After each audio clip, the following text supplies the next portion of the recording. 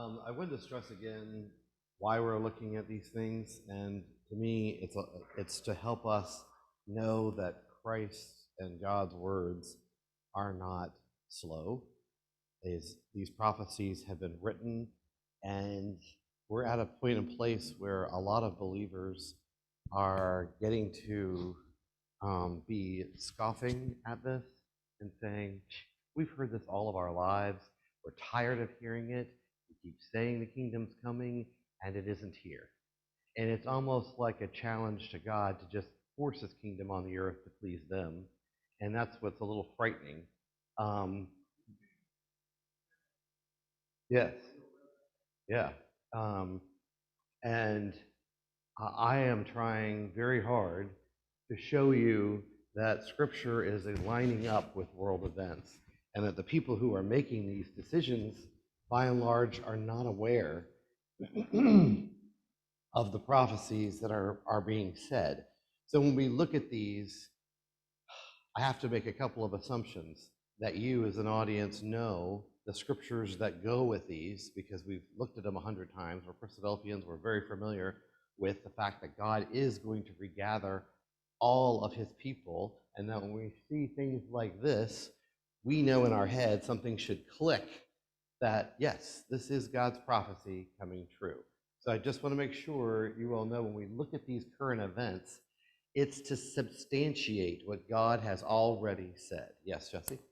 It's a bit sobering also to realize that if you look at the people on that stairwell and remove 2/3 of them, Yep. That's what's going to happen when all the nations come against Israel. They're going to only leave 1/3 of the people to survive. So 2/3 of the people on that stairwell, even though they're coming in and it's a good thing and all that, this still has to happen.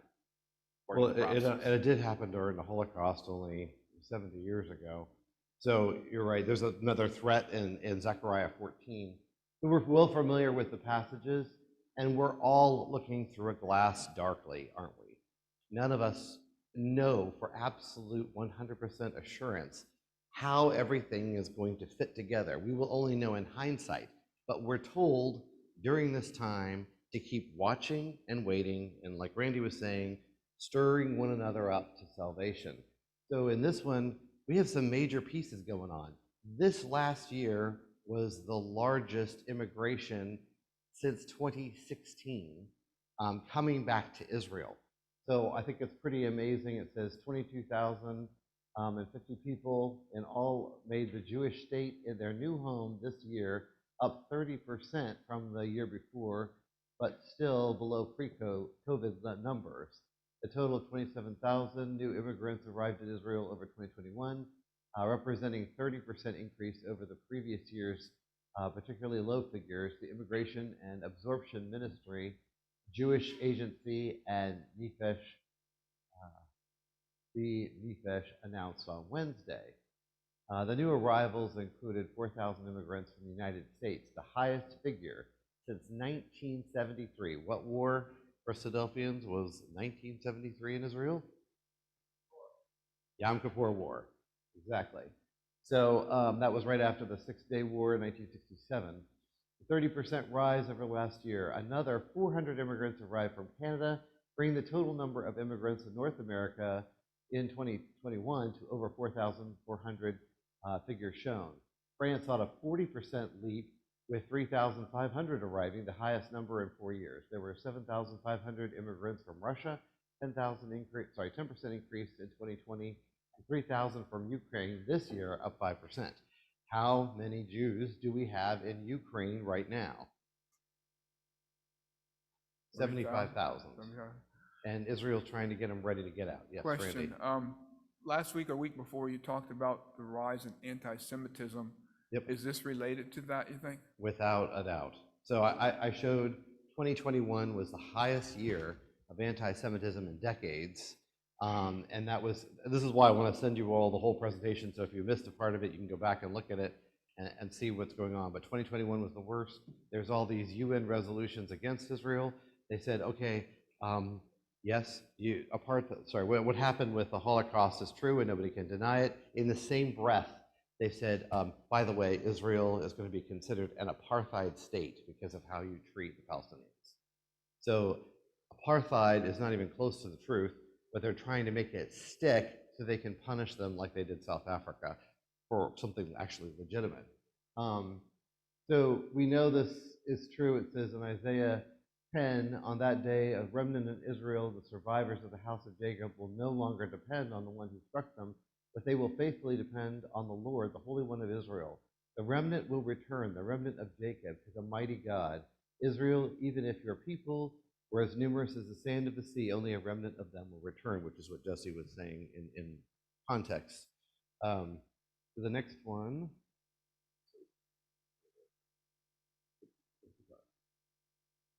Okay, so can I get a volunteer for this slide? To read? Go ahead, Mr. Larson. Oh, too small for you? Sorry. I increased the size fonts to 20, so but you have to sit a little closer. Go ahead, Jesse. Okay. Other countries also saw an increase, with 900 arriving from Argentina, 55% more than last year, 630 from the UK, 550 from South Africa, 550 from Brazil, and 280 from Mexico. The figures also showed that 1,636 immigrants from Ethiopia came to Israel as part of Operation Zer Israel, which has renewed the immigration of Jews from the country after a years-long hiatus. Overall, immigration rose by 30% this year compared to 2020, but remains below the annual figures recorded in the years preceding the COVID-19 pandemic. The total figure matched that of 2016. In 2017, there was a slight climb to 29,000, and that continued into 2018 with 30,000, reaching a record of 35,000 in 2019. However, with the start of the coronavirus pandemic and the restrictions it caused, international travel numbers tumbled. You want to read that? Okay. Thank you. And Randy, you want to read this one? In 2020, there were just 22,000 who moved to Israel to start a new life there. Immigration Minister Pnina Tamala-Shaita welcomed the new figures, praising the contributions Jewish immigrants have made to Israeli society. Aliyah continues to break records. Despite the pandemic and its limitations, Aliyah to Israel did not stop, and we're happy to welcome tens of thousands of immigrants who chose to make Aliyah this year, she said.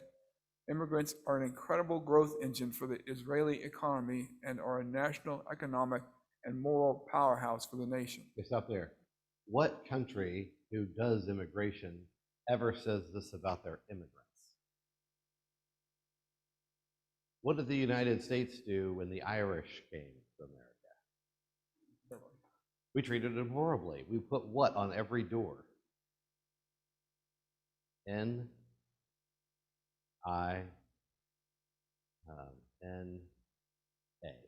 Nina, which was no Irish need apply. We kept them out. The Scots, same thing. The Germans, same thing. We are not nice to immigration, to people who come into our country. And how does Europe treat refugees from Africa coming to their country?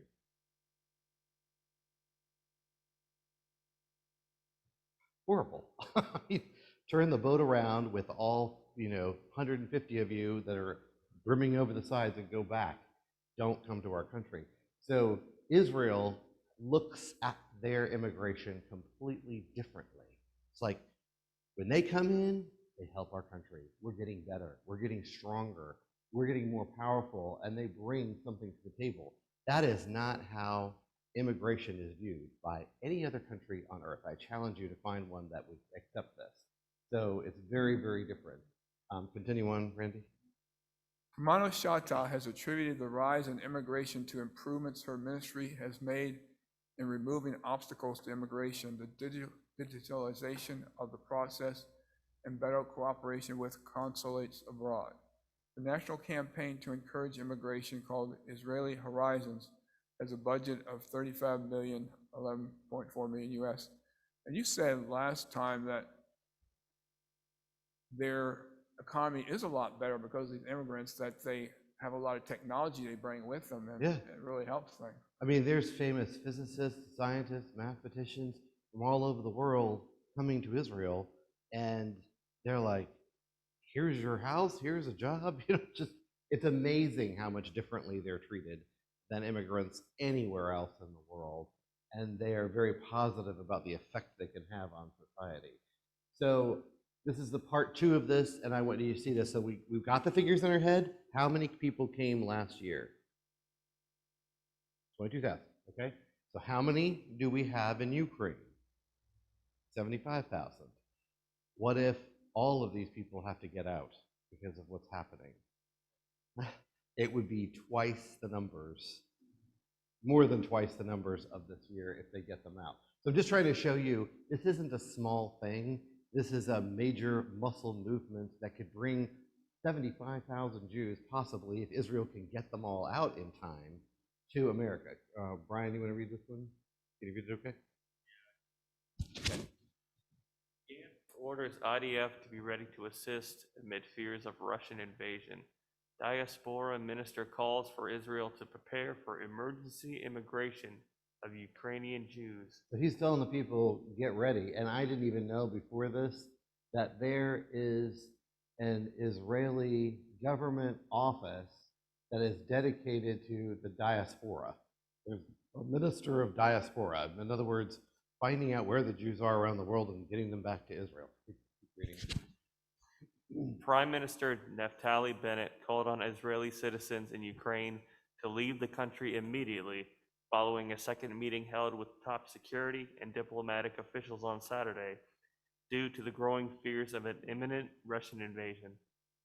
There were around 4,500 Israelis registered with the Israeli embassy in Ukraine, the foreign ministry told the Times of Israel. The ministry estimated that there are between 10,000 to 15,000 Israelis in the country. The foreign ministry also further raised its travel warnings to the area. It was agreed to raise the travel warning for the area, along with calling on Israeli citizens to immediately leave, Bennett's spokesperson said in the statement.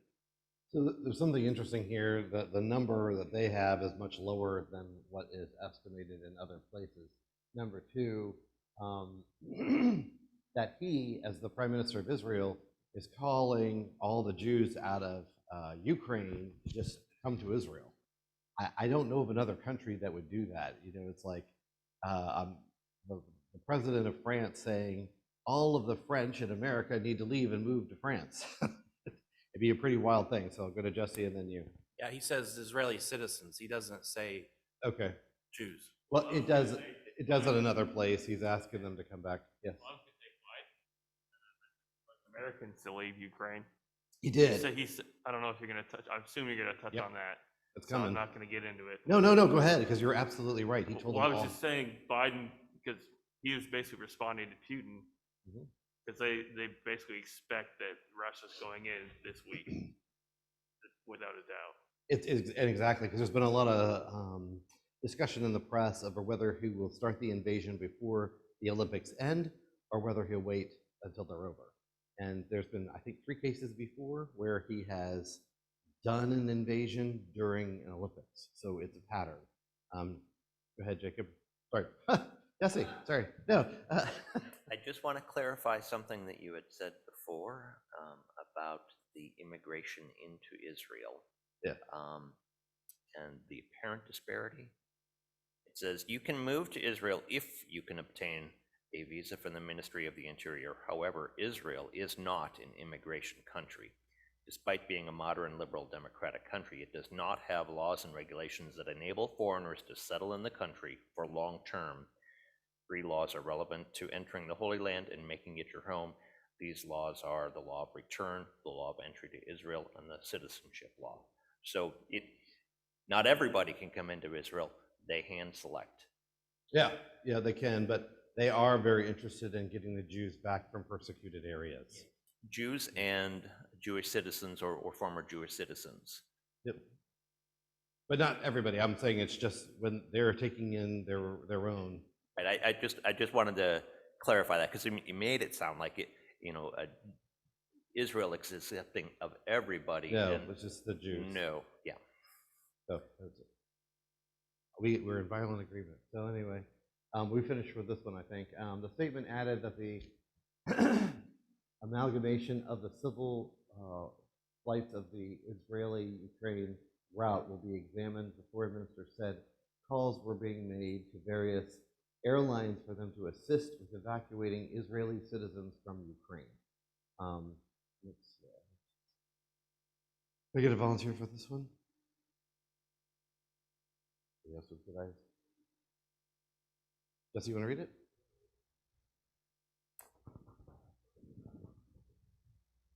It was the second meeting on Saturday between Bennett and top officials on the tensions between Russia and Ukraine, his spokesperson said. Senior officials in the meeting included Foreign Minister Yair Lapid, Defense Minister Benny Gantz, IDF Chief of Staff Aviv Kahavi, and Shin Bet Chief Ronan Bar. Also Saturday, Channel 12 reported that Bennett instructed government ministers not to publicly weigh in on Russia's amassing of troops on the Ukraine border. Premier reportedly told ministers not to offer their opinions on the matter and to limit any public comments on the potential evacuation of Israelis from Ukraine. The report didn't give a reason for the order, but noted Jerusalem's sensitive ties with Moscow vis-a-vis Russian ally Syria, where Israel had been carrying out strikes on Iranian-linked targets. Yes, up there. So why would the Prime Minister tell all the government officials, don't say a word about what's going on between Ukraine and Russia? There's a reason for this, and I think we all know it, but it's unspoken, so I'll let you all say it. What's the hidden jewel? They have to keep their mouths shut for a reason. Why? Yes. Because Russia's letting them attack Syria without repercussion as long as they stay away from the Russian troops. And number two, can they get the Ukrainian Jews out if they pick a fight with Russia? Not breathe. No. So there's a number of reasons, and those are two very good reasons. And a third, I would say, we talked about the Nord Stream pipeline too, that's going into the Baltic Sea. There's another one that Israel has made, and it's not yet been completely recognized as far as I know by Russia. So anyway, want to finish it up, Jesse, real quick? Earlier Saturday, the Office of the Prime Minister, an observant Jew, said the first meeting on the Jewish Day of Rest was held to expedite preparations to evacuate Israelis from the country. Can we read that? Does color matter here? Yeah, it's just the bottom one. The bottom. Okay. Gantz said Saturday that he has instructed the Israel Defense Forces to prepare for the possibility of helping evacuate Israelis from Ukraine. His office said any IDF assistance would depend on the scenarios and assessments of the situation. Okay. Did you catch what's going on in the final bullet in blue down here? They met on the Sabbath to figure out how to save these Jews, which I think is rather interesting, that they used the Sabbath as a day to save other Jews. What did Christ say about the Sabbath? Is Sabbath for man, or is man for the Sabbath? And what are we to do on the Sabbath? What was he criticized for the most when he healed people on the Sabbath? For working. That's what they're doing, to save people. And I just think it's so ironic that that's what's actually going on. So for the sake of time, there's a lot going on. This guy is the one they were talking about, who is the minister of the diaspora, the diaspora affairs minister, Nickman Shai from Israel, said they must begin readying plans for the emergency immigration of Jews from Ukraine in case of the Russian invasion. Israel is the natural home of the Jewish people. If the Jewish community in Ukraine encounters hardships as a result of conflict between Russia and Ukraine, we must offer them an immediate solution of emergency immigration to Israel now, she has said on Twitter. And so, according to the newspaper report last month, some 75,000 people living in eastern Ukraine are believed to be eligible for Israeli citizenship. Okay.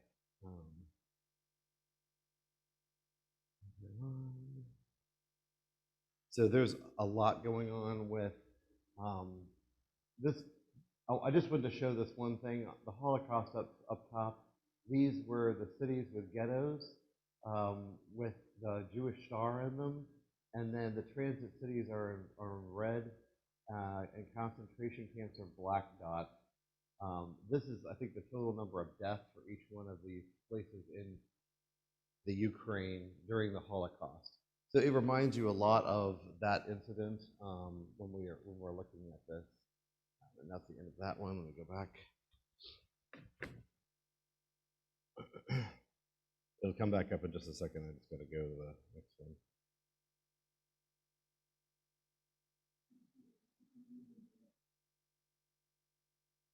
They were the number of deaths in those cities of Jews.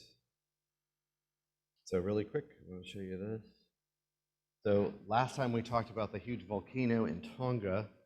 This is Mount Etna, which is in Sicily. It's Europe's largest volcano, and it's extremely active again, and it's erupting, and you can see these streaks of lightning coming out of an ash.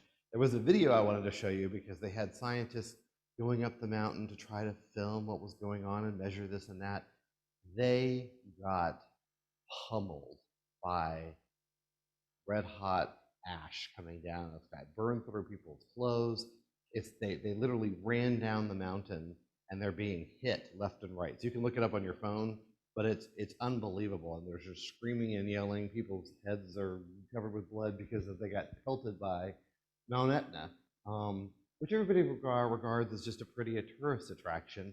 And if you remember what happened in Napoli, which was actually Mount Vesuvius with Pompeii and Herculaneum, both of those were destroyed, I think, around 80 AD, I think, roughly. It's in the 70s, but anyway. So this particular powerful eruption of Mount Etna has created volcanic storm that sent bolts of lightning dramatically across the sky over eastern Sicily. The volcano experts with Italy's National Institute for Geophysics and Volcanology said Friday that such volcano storms are rare and can happen in particularly violent eruptions with volcanoes located near the sea. The volcanologist Boris Benke told the Associated Press that the volcano's lightning was observed once over Etna in 2021 and before that in 2015. The eruption shortly before midnight Thursday didn't cause any damage, but the shooting ash of more than 6 miles into the air above sea level. Etna is one of Europe's most active volcanoes, and its eruptions aren't infrequent. It is the largest of Italy's 3 active volcanoes. Etna erupted last June, releasing ash and orange lava into the air. The explosion lasted only a few hours and causing dust to rain on nearby towns. Etna is erupting in October, sending a massive plume ash cloud above the volcano. The reason I bring this up is because what happened when one of the volcanoes went off in Iceland, I think it was about 5 or 6 years back. Does anybody remember? Yep. So it caused a giant ash plume cloud over all of Europe, and it shut down most flights for about a month because it was that effective. So we think about the sun, moon, and stars being darkened and them not giving their light. I know there's a political understanding of that, but I think there's also a natural applicability as well. This is just an awesome picture in my mind. All of these pieces of lightning are coming off of what we're seeing here. So it's pretty incredible when you think about it. I always think of Mount Sinai because the people were so afraid they wouldn't come near it. It was covered with a cloud, just like this. So it's pretty amazing. Can I get a reader for the slide? Go ahead, Randy. We did? Sorry, duplicated. There we go. Go ahead. What goes on inside a volcano's magma reservoirs controls the volcano's behavior at the surface. Magma and volatile gases flow into a chamber from deep within Earth and sometimes find non-explosive ways out through conduits, sills, and dikes, as from magma or degassing vents. Volcanoes tend to erupt when a magma chamber becomes overpressurized, which can happen when more magma and gas enter the chamber than leave it. So what I want you to think about is steam engines, like the locomotives of yesteryear. They boil the water turns into steam, it runs the pistons, which gives enough power to turn the whole machine, and it keeps going. Inside a volcano, it's not the rock that makes a volcano explode, it's the gases. The gases build up pressure. When they get high enough, they force the rocks apart to allow the magma chambers to explode. So the rock gets spewed out basically in combination with all these gases. So anyway, we did this one last time, so I'm going to go one more.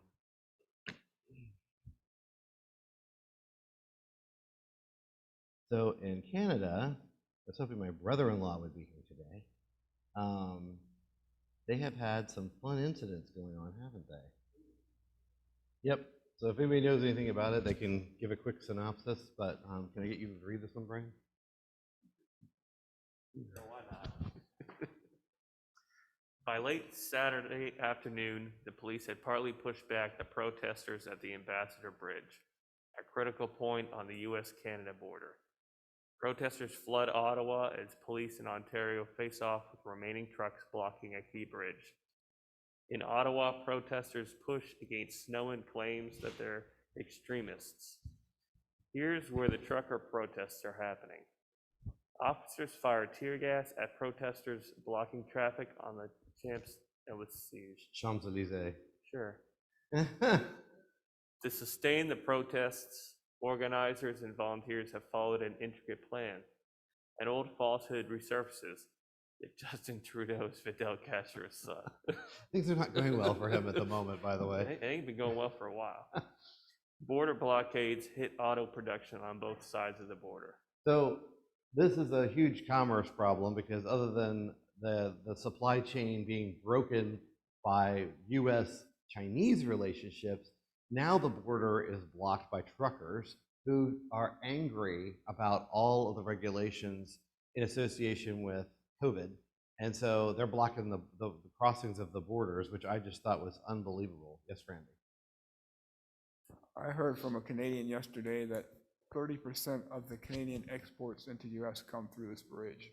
Yep, they do. So it's hurting our processes for manufacturing because so much of the goods are in Canada and they can't get across. So the situation is really escalating and getting out of control. Did somebody else have their hand up that I had seen? Okay. Yeah. Just everything going on here in the US is nothing compared to what they're putting in place in Canada. Oh, no.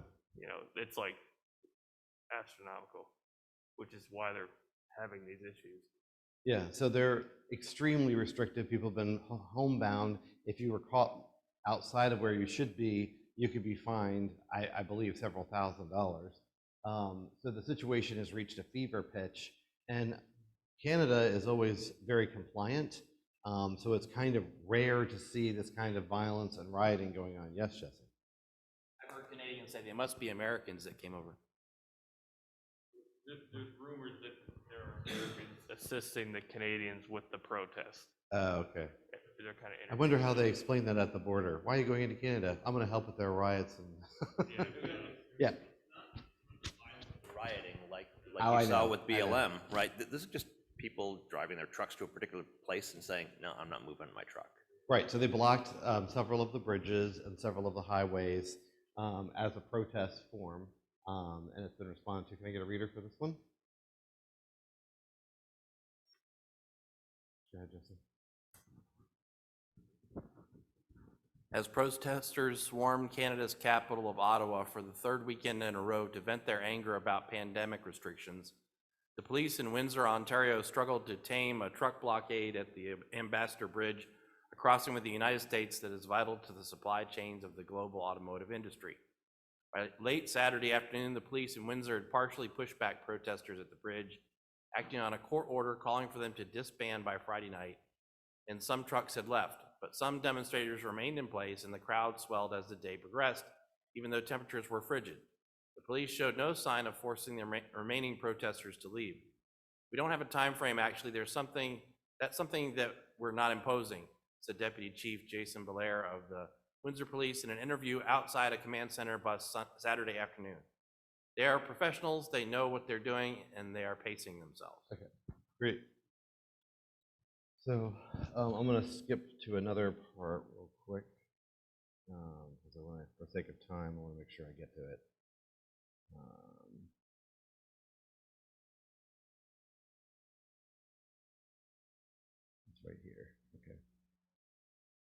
So I just wanted to sort of go over what's going on right now with the Russia situation with Ukraine. The U.S. government is urging all Americans to leave Ukraine within the next 24 to 48 hours, says the Russian President Vladimir Putin, to launch the attack at any time. It was previously believed that an attack would not happen until the Beijing Olympics ended on February 20th, but now National Security Advisor Jake Sullivan on Friday said it could happen during the Olympics. We encourage all American citizens who remain in Ukraine to depart immediately, Sullivan said in a news conference. If you stay, you are assuming risk. He also warned that if there was an attack, the military may not be able to rescue people. So this is showing you where the buildup is all around the border, and it's literally from Moldova to Belarus, and all of its entire western front is surrounded by Russian military and Navy ships. An attack, Sullivan said, that would begin with the aerial bombing of missiles that kill civilians. The rapid assault on the city of Kiev is also possible, he added. U.S. officials on the ground have also been taking steps suggesting a possible attack on the country was imminent. BuzzFeed News was confirmed that U.S. embassy officials in Kiev have been discussing staff reductions and a move to western Ukraine.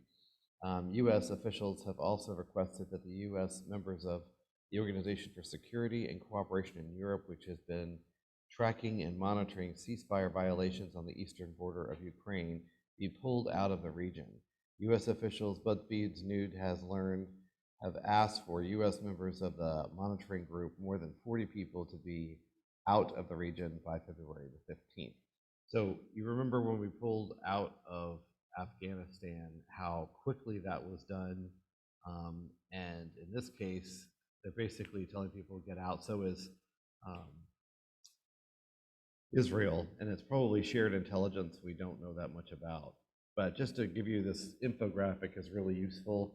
So Ukraine has 1.2 million soldiers, over 2,000 tanks. And you look at the numbers on the right-hand side, and it's almost 3 times or more what they have. Ukraine has 25 warships. The Russians have 603. They have no nukes. The other one Russia has 6,375. Planes, they have 285. Russia has 4,144. Anyway, their budgets are very different too. So this shows you the plan of attack all the way around. Yes. Slide there. So an important piece there is that little island, that little peninsula there, Crimea. Yeah. Right. They took that in 2014. Right. So when you take a look at history and what Hitler did, little bites and little pieces, and the world came together, and Chamberlain went down and said, okay, we've got to stop this. And Hitler, being who he was, said, yeah, we're done. And Chamberlain declared, we're going to have peace. But in the end, that's not what happened because of the aggressiveness of who Hitler was.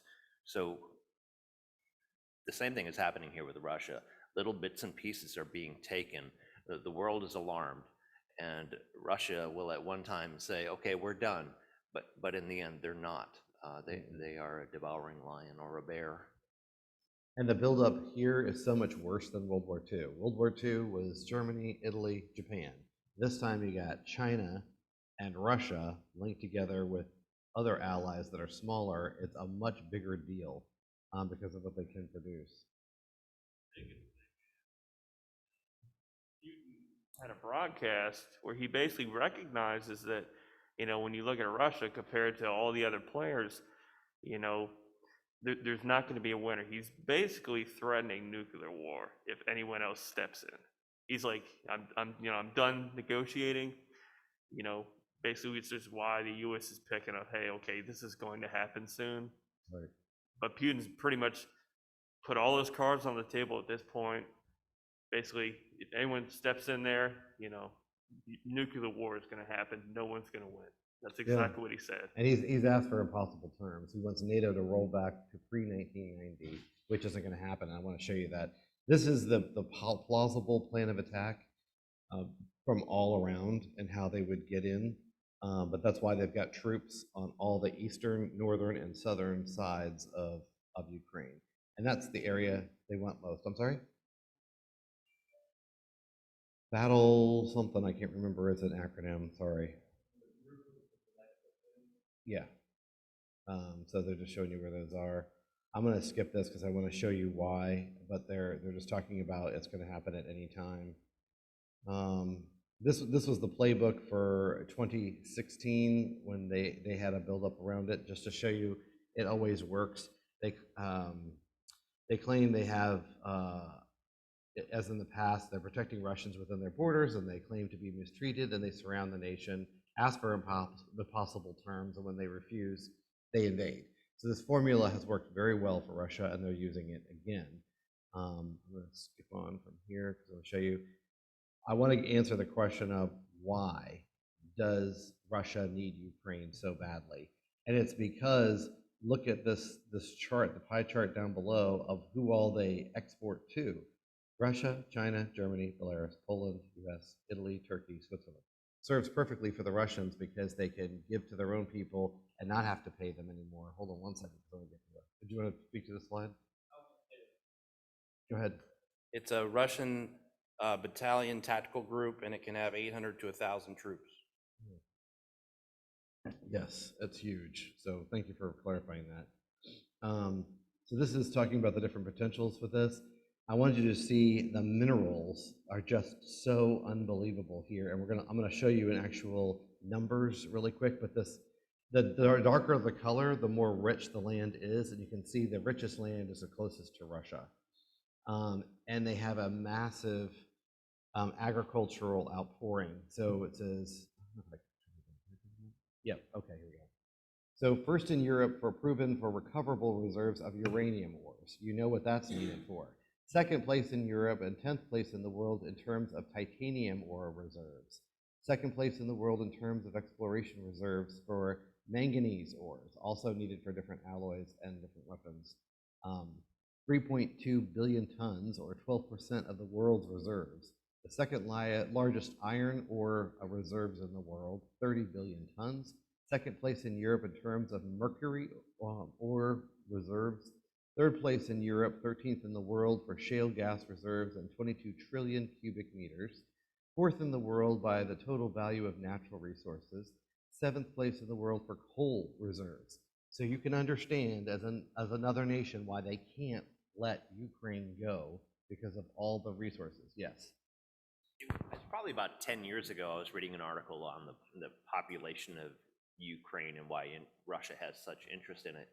And the migration that has occurred from Russia into Ukraine, the whole eastern side of it has a very large Russian-born population. Yes, exactly. So, and here is probably another big reason. Has Russia ever been able to feed itself in its history? No. It has always had to import. It never makes enough to sustain its people. And this is part of the reason they can't let it go, is because it's the breadbasket of their country. It's first in Europe in terms of arable land area, third place in the world by the area of black soil, 25% of the world's volume. First place in the world for exports of sunflower and sunflower oil. Second place in the world for barley production. Fourth place for barley exports. Third largest producer and the fourth largest exporter of corn in the world. That blew my mind. Fourth largest producer of potatoes in the world. Fifth largest producer of rye in the world. Fifth place for bee production. Eighth place for wheat exports. Ninth place for chicken eggs. 16th for cheese exports. Ukraine can meet the food needs of 600 million people. So when you ask the question, why does Russia have to have this country? Now you know the answer. This is how rich their soil is, because it's called Chernozem. I don't even know what it is, but it's a dark soil, rich in humus and highly fertile and with exceptional agricultural yield. And 68% of Ukraine's arable land is made up of this Chernozem. So we talked about this. They also are highly industrialized, so they're the first place for making ammonia. Why do we need ammonia? And it's not just a cleaning product? bombs. You can't make bombs without ammonia. In Europe during World War II, they ran out of ammonia, and they learned it from this one guy how to turn wheat into ammonia to use for the bombs. So it's the second of Europe's and fourth largest natural gas pipeline. And then you can see all the other pieces. There isn't even time to go into it, but it's just really powerful. So we'll stop there for today and pick up next week because we're out of time. Last thing I'll just say is that Putin is seriously considering invading Ukraine before the Olympics are out, and that's in that article. All right, we'll save the rest for next time.